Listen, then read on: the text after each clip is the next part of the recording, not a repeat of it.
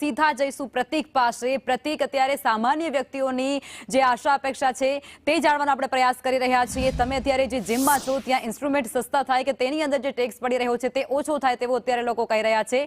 વધુ તે લોકો શું કહી રહ્યા છે?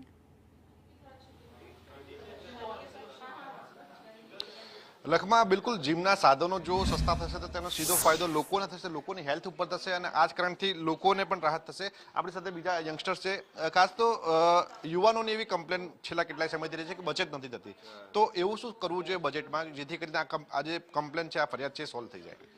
સો પહેલાં તો જે આ બધા સ્પેન્ડિંગ વધારવા માટે, કન્ઝમ્પશન વધારવા માટે જ્યાં ને ત્યાં ઈએમઆઈ, જ્યાં ને ત્યાં બધું મળી રહ્યું છે, ખાલી મોબાઈલ નંબરથી ઈએમઆઈ મળી રહ્યા છે, તો થોડું એ કંઈ કંટ્રોલ કરશે તો જ હેબિટ થશે। કારણ કે યંગસ્ટર્સનું એક જ હોય છે કે જો મળે છે તો લઈ લો। સો ક્યાંક ને ક્યાંક કોઈક રીતે એને સ્ટ્રક્ચર કરીને રિસ્ટ્રિક્ટ કરશે કે આટલું સેવિંગ્સ કરો તો સામે આટલા ઈએમઆઈ મળે કન્ઝમ્પશનમાં, કે આટલું ઇન્વેસ્ટમેન્ટ બતાવો તો મળે, કંઈક એવું નોર્મ્સ આવે છે, ગવર્નન્સ આવે છે ફાઇનાન્સમાંથી, તો કદાચ સેવિંગ્સ, ઇન્વેસ્ટમેન્ટ્સ ને એ બધું વધી શકે છે। વધુ એક યુવાન સાથે વાત કરશું। તમે શું આશા રાખો છો, કારણ કે આજે બજેટ છે અને એવી ઘણી બધી જોગવાઈઓ અથવા જાહેરાતો સરકાર કરી શકે છે યંગસ્ટરને સીધો ફાયદો કરે, તમારું શું બને, શું કરવું જોઈએ જેથી કરીને યુવાનોનો ફાયદો થાય? યુવાનો માટે ઓલવેઝ મોદી સરકાર સારું કરી રહી છે, બરાબર છે। સ્ટીલ એ લોકો ઘણું બધું એવી સ્કીમ્સ લઈ શકે કે જેનાથી યુવાનોને શું કહેવાય સારી જોબ્સ ઓફર થાય, બરાબર છે। અને પ્લસ ઇન્ડસ્ટ્રી માટે બી એ લોકોએ ઘણું બધું કરી શકે, ઇન્ડસ્ટ્રીના નોર્મ્સ જે છે બધા ઇઝ કરી શકે છે કે જેનાથી ઇન્ડસ્ટ્રી અને સ્ટાર્ટઅપ માટે બી બહુ સારું કરી રહી છે। સ્ટીલ સ્ટાર્ટઅપ માટે હજુ ઘણું કરી શકે કે જેનાથી વધુને વધુ સ્ટાર્ટઅપ્સ આવતા રહે અને ઇન્ડસ્ટ્રીઝના બી નોર્મ્સ ઇઝી કરે તો એનાથી બી ઇન્ડસ્ટ્રીને વધારે વેગ મળી શકે છે।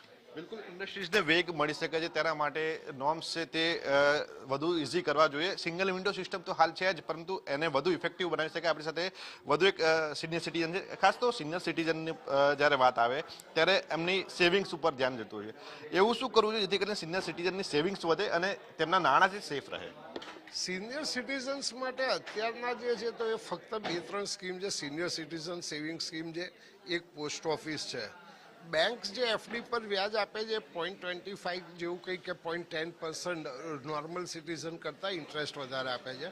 સિનિયર સિટીઝન માટે એવી કોઈ સ્કીમ હોવી જોઈએ કે જેથી કરીને એમને રેગ્યુલર ઇન્કમ રહે, મંથલી ઇન્કમ રહે અને by and large with reasonable lock in period હોય। તો જે સાયબર ફ્રોડ થાય છે, આપણે છાપાઓમાં પણ વાંચતા હોઈએ છીએ, અવારનવાર આવે છે કે લોકો પોતાની ફિક્સ ડિપોઝિટ તોડાઈને અને પછી સાહેબ પેલું કે એરેસ્ટ કર્યા હોય છે, ડિજિટલ એરેસ્ટ કર્યા હોય, એ તોડાઈ નાખે। તો એ વિથડ્રોલ થોડું ડિફિકલ્ટ હોવું જોઈએ, પણ સાયમલ્ટેનિયસલી એવું એક ઇન્સેન્ટિવ હોવું જોઈએ કે એમને રિઝનેબલી 10% જેવું ઇન્ટરેસ્ટ મળે તો એ લોકોને રેગ્યુલર આવક રહે, લોક ઇન રહે અને એ પાસ ઓન કરી શકે સક્સેસર્સ માટે। સિનિયર સિટીઝન માટે વિશેષ એક જોગવાઈ હોવી જોઈએ, તેમના નાણાં છે તે સેફ રહે તેના માટે, જેથી કરીને સિનિયર સિટીઝન પાસે જે સાયબર ફ્રોડના કેસો વધે છે તે ઓછા થઈ શકે। જી બિલકુલ, આપ તમામ વ્યક્તિઓ અલગ અલગ જગ્યાઓ પરથી અમારી સાથે જોડાયા અને આ તમામ વિગતો આપી તે બદલ આપ